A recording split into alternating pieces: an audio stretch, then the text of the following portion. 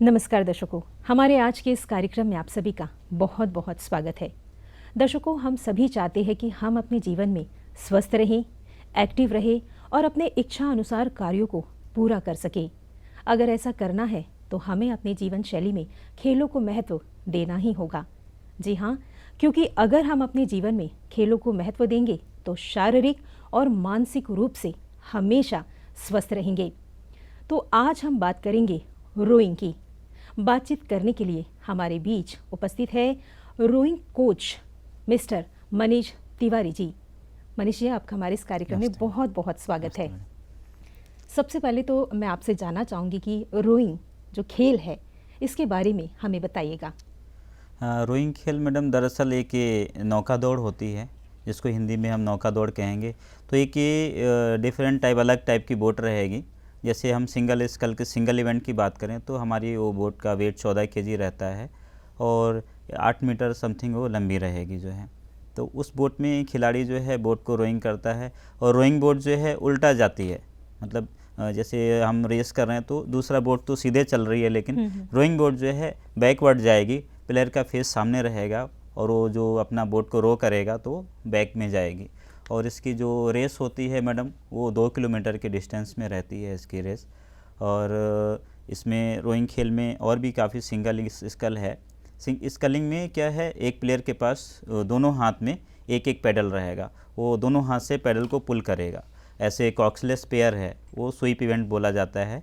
उसमें क्या है, एक के प्लेयर के पास एक ही पैडल रहेगा, वो दोनों हाथ से साइड वाइज पुल करता है उसको, वो स्वीप इवेंट होता है। स्वीप इवेंट में हमारा कॉक्सलेस पेयर है और कॉक्सलेस 4 आता है और कॉक्स्ड 8 आता है। कॉक्स्ड 8 में मैडम क्या है, उसमें कॉक्स रहेगा, 8 प्लेयर रहेंगे जो उसमें रो करेंगे और 1 प्लेयर जो रहेगा कॉक्स के उसमें रूप में रहेगा, जो क्या है बोट को स्टेयर करेगा और प्लेयर्स को चेयर अप और गाइड करके उनको रेस के लिए मोटिवेट करता रहेगा।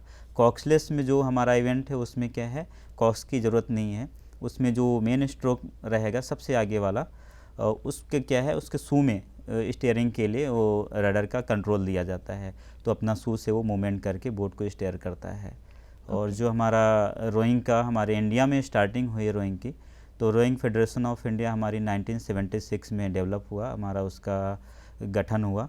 और उसी समय जो है इंटरनेशनल लेवल पे भी जो है रोइंग का वोमेंस में ओलंपिक में एंट्री हुआ, वोमेंस का।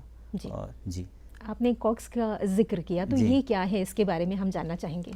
कॉक्स जो है मैडम बोट में एक स्टेयरर होता है, स्टेयरिंग के लिए होता है। पहले टाइम में सभी बोटों में जितनी स्वीप इवेंट की बोट होती थी सभी में कॉक्स होता था।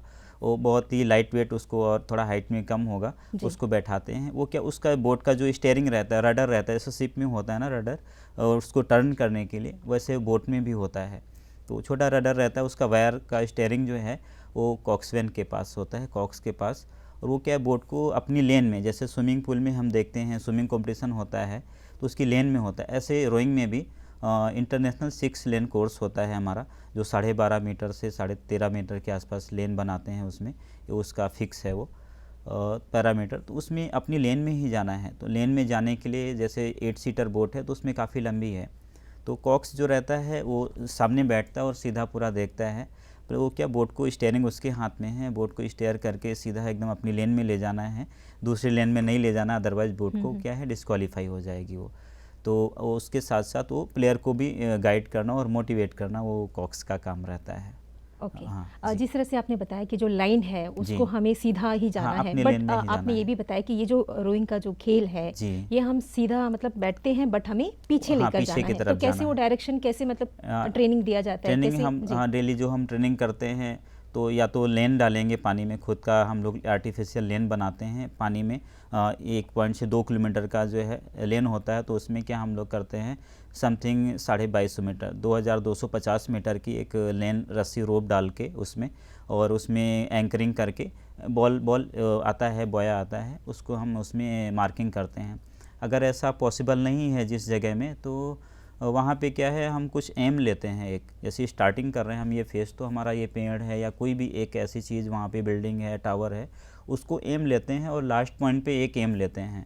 वहाँ से देखा प्लेयर को, फिर उसको गाइड करते हैं कि ये आपका एम है, आपको कभी आपको लगता है डिफरेंट, उस सामने देखना है, उसको एम को आप सीधे लेके जाएंगे, फिर बोट आपकी सीधे जाएगी स्टेयर। अगर आपको लगता है कभी गड़बड़ हो रहा है तो हल्का सा टर्न करके आप पीछे अपना लास्ट एम को देख सकते हैं, हाँ वहाँ पे हमारा एम के ऊपर सीधा है। तो अगर हम लेन नहीं बना सकते हैं तो इस प्रकार से ट्रेनिंग करते हैं सीधे ले जाने के लिए। ओके, तो जी। प्रैक्टिस पूरी हो जाने के बाद तो फिर वो जो हाँ। है डायरेक्शन पे ही हाँ, जाता है। डायरेक्शन पे ही जाते हैं। ओके। दूसरा जी। हम लोग ओबीएम हमारा मोटर बोट स्पीड बोट के साथ साथ में रहते हैं। हम्म। अगर वो लोग लेफ्ट राइट साइड में कभी मूव करते हैं तो उनको हम गाइड करते हैं लॉन्ग और हार्ड स्लो करने के लिए, वो करके फिर वो सीधे हो जाते हैं। जी। ओके। इस खेल को लेकर राष्ट्रीय स्तर पर कितने पदक हासिल हुए हैं अब तक हमारे अंडमान द्वीप समूह से? अंडमान अभी जैसे मैंने अभी यहाँ पे फरवरी 2022 को यहाँ पे SISTC पोर्ट ब्लेयर में ज्वाइन किया, और उससे पहले भी है यहाँ के काफ़ी सारे मेडल आए हैं रोइंग में। उससे पहले तो बहुत सारे मेडल हैं रोइंग के, लेकिन वो टाइम में तो फिर काफ़ी ये था, कोविड का टाइम था, सेंटर बंद था, सेंटर ज़ीरो हो चुका था। तो जब मैंने ज्वाइन किया 2022 में, उसके जस्ट नेक्स्ट मंथ हमने न्यू इंडक्शन किया। तो जो न्यू इंडक्शन किया उसमें से अभी 1.5 ईयर कंप्लीट होने के बाद में हमारा एस जगदीश लड़का है, सब जूनियर चैम्पियनशिप में उसने नेशनल लेवल में गोल्ड मेडल लिया है, जो कि रोइंग में साई का पहला गोल्ड है बॉयज़ में। गर्ल्स में तो आता था बट बॉयज़ में गोल्ड मेडल नहीं आया साई के बच्चों का, तो उसमें साई का पहला गोल्ड मेडल ये है। और एक हमारा अमृता मीन्स लड़की अभी सीनियर नेशनल में वो सिल्वर मेडल लेके आई है, वो भी SISTC पोर्ट ब्लेयर की है। अभी जल्द में उसका ट्रांसफ़र NCOE LFP के लिए हो गया है, एक्सीलेंसी सेंटर के लिए। एक्सीलेंसी सेंटर मैडम ये है कि जो बच्चे नेशनल लेवल पे अच्छा अचीवमेंट कर रहे हैं तो उनको क्या है, एक्सीलेंसी सेंटर जो ओलंपिक लेवल के लिए तैयारी करने के लिए बनाए गए हैं। तो रोइंग खेल के हमारे 2 सेंटर हैं, एक NCOE जगतपुर है जो उड़ीसा में है, कटक के पास, और दूसरा NCOE LFP है, नेशनल एक्सीलेंसी सेंटर। NCOE जो है वो LFP में है, केरला में है। तो अमृता मीन्स क्या है अभी वहाँ पे शिफ्ट हो गई हैं, तो उन्होंने अभी अंडमान के लिए सिल्वर मेडल लिया है वो। रोइंग, कयाकिंग और कैनोइंग से किस जी। प्रकार भिन्न है? जी, जैसे मैडम मैंने पहले आपको बताया कि रोइंग जो बोट होता है अपोजिट डायरेक्शन में जाता है, जो प्लेयर का फेस है उसके बैकवर्ड भी जाता है, अपोजिट डायरेक्शन में जाता है, जबकि जो है कयाकिंग कैनोइंग जो है वो सामने की डायरेक्शन में सीधा जाएगा बोट। जैसे प्लेयर का जिधर फेस है उधर जाएगा बोट। द प्लेयर कयाकिंग कर रहा है तो और कैनोइंग कर रहा है तो वो सीधे डायरेक्शन में जाएगा, उसको सामने दिख रहा है अपना एम। बट रोइंग प्लेयर में क्या है, उसको अपना एम नहीं दिखता, वो उल्टा चलता है, ब्लाइंड बोट है वो। तो उसमें मैडम फ़र्क ये है कि जो रोइंग बोट होता है उसके पैडल का डिफरेंस होता है कयाकिंग कैनोइंग में। रोइंग का पैडल जो है समथिंग जो है ये रहेगा, स्वीप का जो रहता है 376 सेंटीमीटर लंबा, और इसका स्कलिंग का रहेगा 289 समथिंग, और प्लस होता है 2-3 सेंटीमीटर का फ़र्क आएगा एडजस्ट करने में, इतना लंबा रहेगा। दूसरा क्या है, इसका जो रिगर है रोइंग बोट का पैडल लगाने के लिए वो बोट में फिक्स रहेगा, जबकि जो कयाकिंग कैनोइंग बोट है उसका जो पैडल है प्लेयर के हाथ में ही रहता है, उनके पास रिगर नहीं रहेगा, ओनली वो बोट में सिटिंग करते हैं और पैडल जो है कयाकिंग प्लेयर और कैनोइंग के हाथ में रहेगा। बट जो रोइंग का है उसका उसमें जो है बोट में रिगर के साथ फिक्स रहेगा उसका ब्लेड। और उसके दूसरा क्या है, रोइंग बोट में सीट रहेगा, फुट रेस्ट रहेगा, शू रहेगा, शू के साथ में जैसे लेग प्रेस हम जिम में करते हैं वो टाइप से हमारा leg power, hand power and core power सारा कुछ यूज होता है, जबकि कयाकिंग कैनोइंग में जो है लेग पावर उतना नहीं, ओनली हैंड पावर और बैक मसल का काम है। तो ये डिफरेंस है हमारा जो है रोइंग और इसमें कयाकिंग कैनोइंग में बोट जी में। जी जी। ओके। जो रोइंग प्लेयर है उनमें आप क्या बुनियादी गुण खोजते हैं?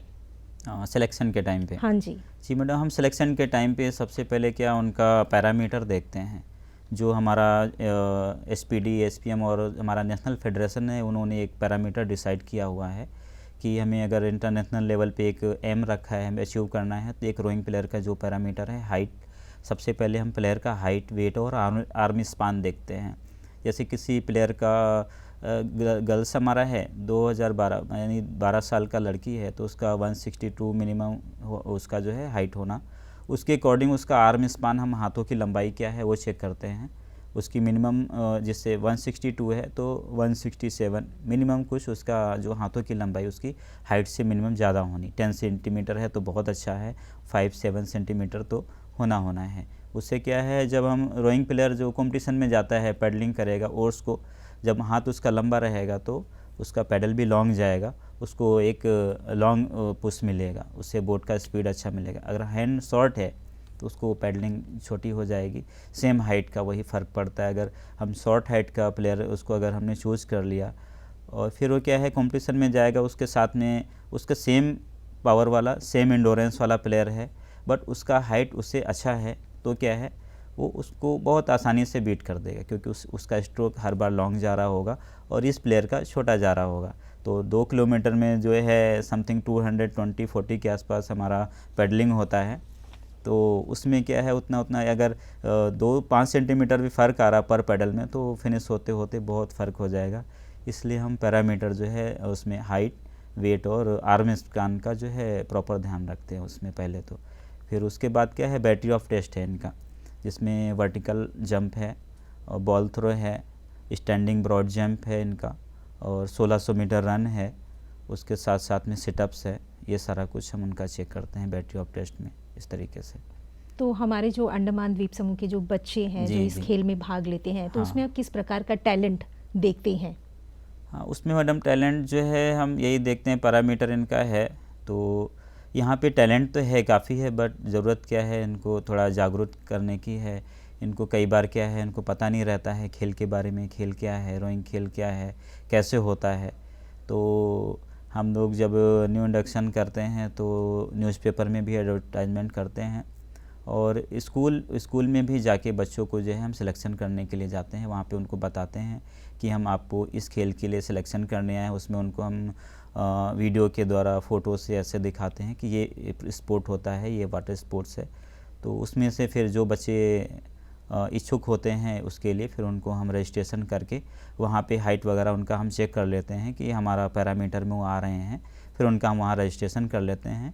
फिर उन्हीं बच्चों को हम यहाँ पे बुलाते हैं, फिर उनका बैटरी ऑफ टेस्ट लेके फिर उनका फाइनल सिलेक्शन होता है उसमें से जो बच्चे अच्छा करते हैं। ओके।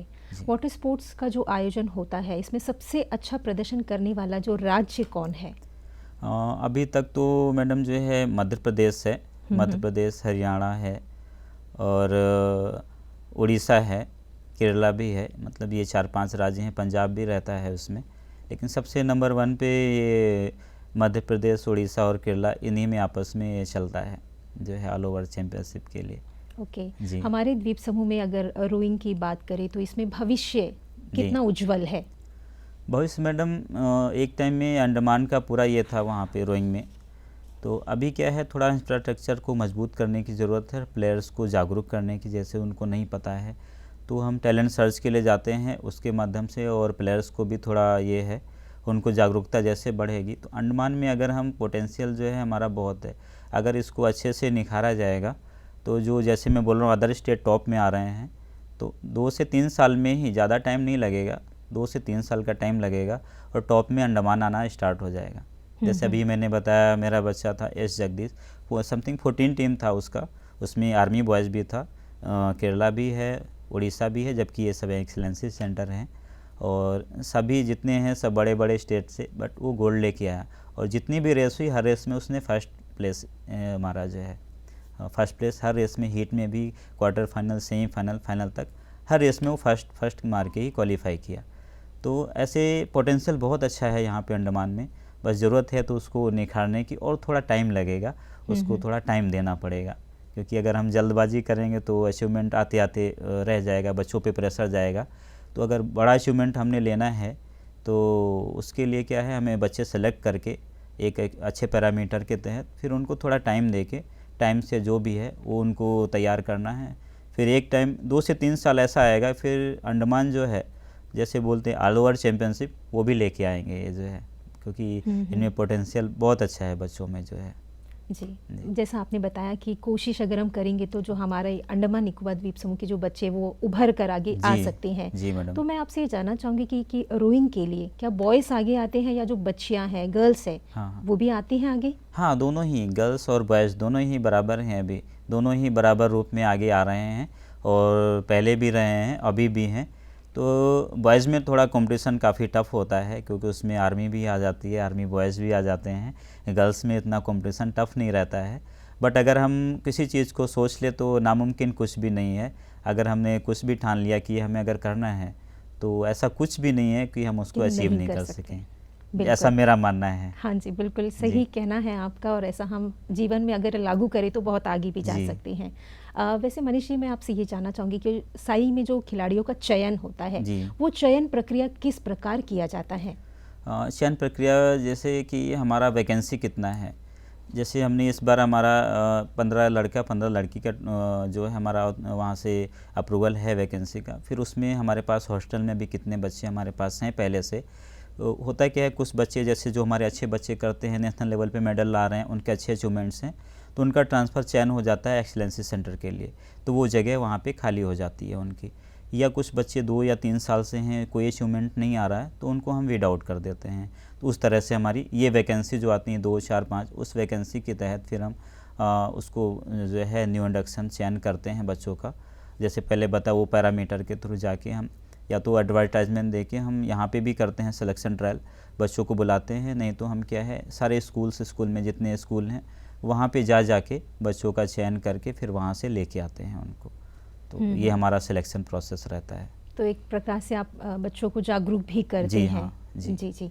सिलेक्शन के बाद क्या क्या सुविधाएं उनको दी जाती हैं?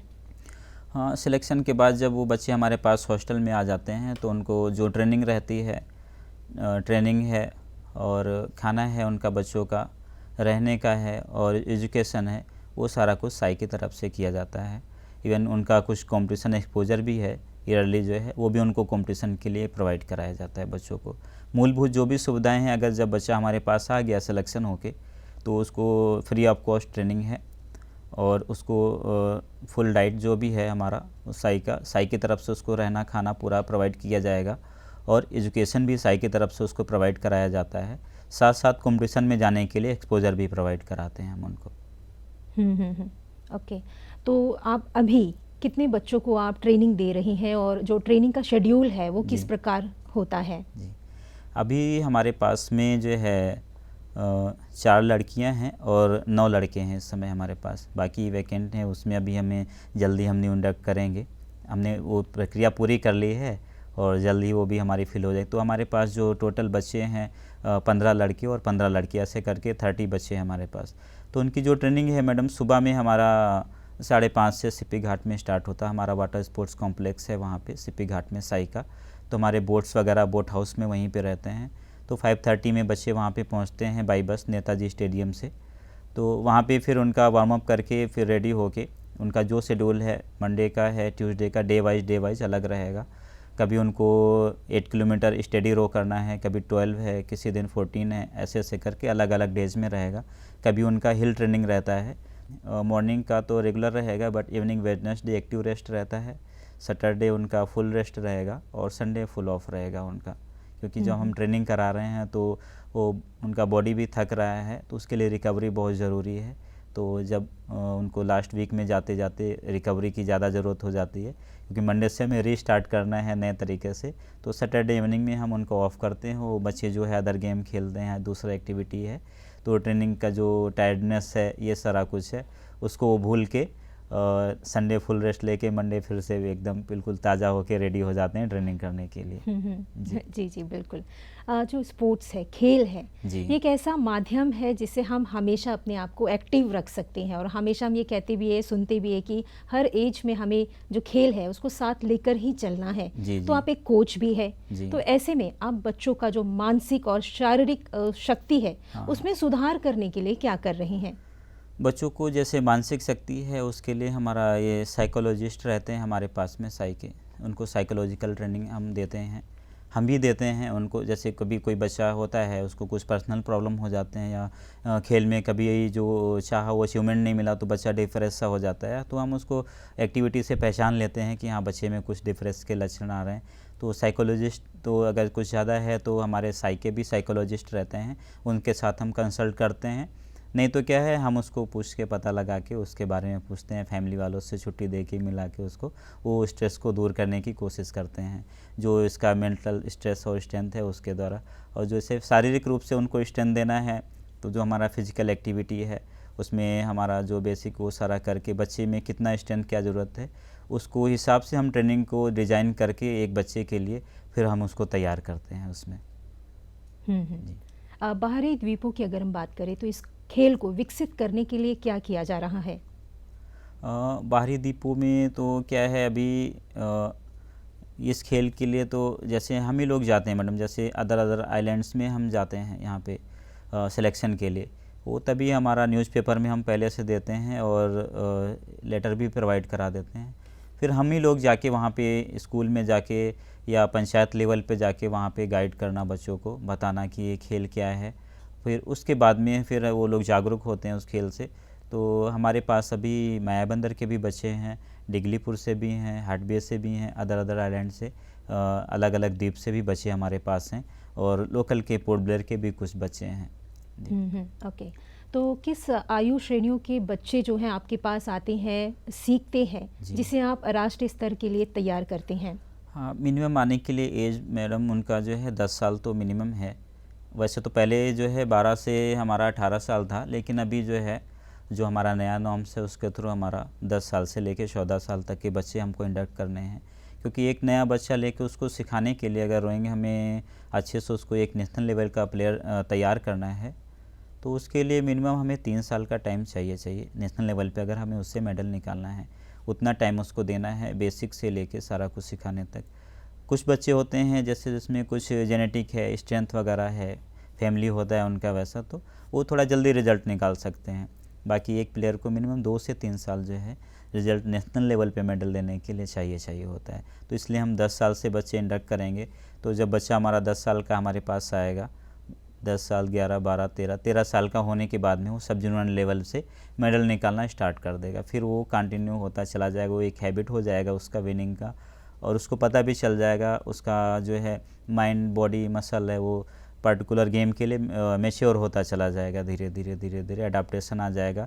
जैसे बोलते हैं हम लोग कोई काम घर में करते हैं तो आंख बंद करके भी कर सकते हैं, इतना काफ़ी टाइम से करते करते, तो वही सेम गेम में है। टेक्निक है वो बताने में 6 महीने में धीरे धीरे सीखेगा, फिर धीरे धीरे अडाप्टेशन आता जाएगा। फिर ऐसा स्किल उसका डेवलप हो जाएगा 2 से 3 साल में कि वो आंख बंद करके भी उसको वो कर सकता है, उसको इतना कॉन्फिडेंट हो जाएगा। जी जी बिल्कुल। पिछले 1 वर्ष की अगर हम बात करें तो आपकी क्या उपलब्धियां रही हैं? हाँ, पिछले 1 वर्ष से मैंने जो हमारा उपलब्धि है, फर्स्ट ऑफ ऑल तो हमारा एक लड़की एक्सीलेंसी सेंटर में गई है, नेशनल एक्सीलेंसी सेंटर LFP में, और 3 लड़कियों को असम राइफल में जॉब मिला है स्पोर्ट कोटा के थ्रू में, जो अभी वहाँ पे मेघालय में पोस्टिंग है उनका। और ये अमृता मीन जो नेशनल एक्सीलेंसी सेंटर में गया है, इसको भी जॉब हो जाना था सेम, वो गई थी ट्रायल देने के लिए, बट क्या इसका थोड़ा ब्लड का प्रॉब्लम था तो मेडिकल में इसको आउट हो गया, लेकिन फिर भी अभी नेक्स्ट टाइम हो जाएगा। और अभी हमारे जो है 5 लड़कियां नेशनल गेम्स में पार्टिसिपेट करके आए हैं, और उस नेशनल में हमारे बच्चों ने खेलो India youth games last year खेला, और अभी जूनियर नेशनल खेल के आए हैं, और एक जो है सब जूनियर में बच्चे ने गोल्ड मेडल भी निकाला है यहाँ पे। तो ये 1 साल की हमारी उपलब्धियाँ हैं, क्योंकि 2 साल तो हमको अभी यहाँ पे आया हुआ है, तो 2 साल से लेके अभी जो हमारा 2 ईयर्स अभी कंप्लीट होता है, तो ये हमारी इतनी उपलब्धियाँ हैं इसमें अभी। लेकिन आते आते मैं ये बताना चाहूँगा, अगर 2-3 साल का और टाइम लगेगा तो जो मेरा जो एम है तो क्या है, ऑल ओवर चैम्पियनशिप और जो हमारा STC है इसको भी एक एक्सीलेंसी सेंटर बनाना, ये मेरा एम है। तो अगर सब कुछ मेरे अनुसार अच्छे से चलता रहा तो शायद आने वाले 2 से 3 साल में जो अंडमान का STC सेंटर है ये एक्सीलेंसी सेंटर में शायद बदल जाए। बिल्कुल, बहुत बड़ी बात आपने कही है। आई होप कि सब अच्छा हो। वैसे मनीष जी, जब बच्चे आगे बढ़ते हैं तो घर का सपोर्ट, माता पिता का सपोर्ट होना बहुत ज़रूरी होता है। तो इस पर आपका क्या कहना है, और हमारे जो बच्चे जो आपके पास ट्रेनिंग लेते हैं उनका परिवार किस तरह से उनको सपोर्ट करता है? जी, मैं सभी पेरेंट्स से यही दरख्वास्त करूंगा, चाहे वो कोई सा भी गेम करता हो उनका बच्चा, स्पोर्ट्स हो या किसी अदर भी फील्ड में हो, बच्चा अच्छा कर पाता है, एग्ज़ाम में अच्छा करता है या स्पोर्ट्स में कंपटीशन में जाएगा, तो बहुत सारा टीम होता है, तो कई सारा टीम आएगा, तो उसमें एक ही विन होना है। तो जब एक ही विन होना, तो पेरेंट्स का ये सपोर्ट होना चाहिए, अपने बच्चे को मॉरल सपोर्ट हमेशा करना, चाहे वो विन होता है या लूज़र है, कुछ भी हार के भी आता है तो भी एक कॉम्पिटिटर है वो, जो हारता है वही जीतता है, और जो कभी कॉम्पीट नहीं करेगा वो जीतेगा कैसे। तो पेरेंट्स से तो मैं यही अपील करूँगा कि अपने बच्चों को हमेशा मोटिवेट करके रखें, उनका कभी मोरल डाउन नहीं करें, उनसे उनके जो उनकी शक्ति है, जो बच्चों के अंदर स्ट्रेंथ है, उसी के अनुसार उनसे अपेक्षा करें। ऐसा नहीं अपने बच्चे से ज़रूरत से ज़्यादा अपेक्षा करेंगे तो बच्चा डिप्रेस हो जाएगा। बच्चे की कोई भी कंडीशन है, विन है या लूज है, कुछ भी बच्चे ने किया, आप उसको हमेशा हौसला बढ़ाते रहें। विनर भी है तो भी बोलें कि हाँ आपने अच्छा किया, अभी और अच्छा करना है आपको। जिससे उसमें एक अलग तरीका का एटीट्यूड नहीं आएगा। अभी बच्चा विन किया और आपने उसको पूरा ये कर दिया तो अलग ही एटीट्यूड हो जाएगा। अभी बच्चा हार के गया कंपटीशन में, ठीक है अच्छा किया आपने, नेक्स्ट कंपटीशन में आप जाओगे तो और अच्छा कर सकते हो बेटा, थोड़ा सा ये कमी रह गया था, आप इसको अच्छे से कर लो, आप बहुत अच्छा करोगे। और जैसे अभी हमारे पास जो बच्चे हैं उनके पेरेंट्स हैं, तो पेरेंट्स को तो मैं थैंक यू बोलना चाहूँगा, क्योंकि वो लोग बच्चों का बहुत ही मॉरल और हर तरीके से पूरा सपोर्ट करते हैं। मेरे से पूछते रहते हैं मेरे बच्चे कैसे हैं, उनमें क्या कमी है सर, तो अगर उनको कुछ और ज़रूरत है तो मुझे बताइए। तो हाँ, तो वो पेरेंट्स तो बच्चों के लिए काफ़ी सपोर्टिव हैं और बहुत मैं उनको थैंक यू बोलूँगा पेरेंट्स को जो है। वैसे आप बता रहे थे कि आप हमारे द्वीप समूह में कोच के रूप में 2 साल से आप यहाँ पर हाँ, 2 हैं। साल से तो आप मुख्य भूमि में जहाँ पे भी आप काम कर रहे थे, बच्चों को सिखा रहे थे, हाँ। तो वहाँ के बच्चों में और हमारे द्वीप समूह के जो बच्चे हैं किस प्रकार से अलग है, स्पेशल है और कितना प्रतिभा उनके अंदर भरा हुआ है? जी। जैसे मैं यहाँ से पहले भोपाल में था, मध्य प्रदेश एकेडमी भोपाल में असिस्टेंट कोच था मैं। कैप्टन दलवीर सिंह राठौर सर हमारे जो है चीफ कोच थे वहाँ पे, उनके अंडर में था, मैं असिस्टेंट कोच था। तो वहाँ के बच्चों में और यहाँ के बच्चों में डिफरेंस यही है कि वहाँ भी बच्चे अच्छे हैं, लेकिन यहाँ पे बच्चों में जो एक जेनेटिक है वो एक अलग ही लेवल का है। तो अगर यहाँ के बच्चे उसके हिसाब से ट्रेनिंग करेंगे जैसे वहाँ पे ट्रेनिंग होती है, हाँ उनकी क्या है वहाँ पे सुविधाएं कुछ ज़्यादा हैं, वो भी एक्सीलेंसी सेंटर है। तो एक्सीलेंसी सेंटर होने के नाते वहाँ पे फिजियो उनका खुद का रहता है, हर एक टीम के पास फिजियो है, मैस्योर है और न्यूट्रिशन भी है उनके पास में, उनका सारा कुछ साथ में है। तो हमारे पास ये थोड़ा मूलभूत सुविधाएं अभी कम हैं। तो जो जैसे मेरा एम है कि एक्सीलेंसी सेंटर अगर ये बन जाएगा तो ये सारी सुविधाएं हमारे पास आ जाएंगी। तो वास्तव में फिर हमारा सेंटर टॉप में ही रहेगा, पीछे कभी नहीं आने वाला है। बस कमी यही है, उनको हमारे पास कुछ सुविधाएं मूलभूत जो हैं वो बस अभी कम है और टैलेंट हमारे पास वहाँ से ज़्यादा है। क्या इस खेल को करियर के रूप में चुना जा सकता है और आपकी भविष्य की क्या योजनाएं हैं?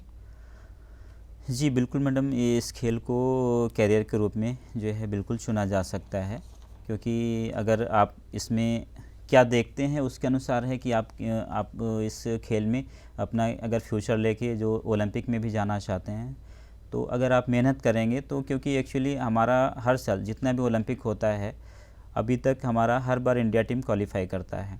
और अभी हमारा फाइनल ए तक हमारा जो है last time light weight double हमारा फाइनल ए में था। तो अभी मेडल का उनका एम है अभी मेडल का। उससे पहले कभी 13 पोजीशन 17 पोजीशन में ऐसे आता था, अभी फाइनल ए पहुंच गया तो टॉप 6 में हम आ गए। तो जो है अभी हमारा मेडल का एम है। तो हमारा अभी इंडिया कैंप ओलंपिक के लिए चल रहा है अभी वहाँ पे हैदराबाद में।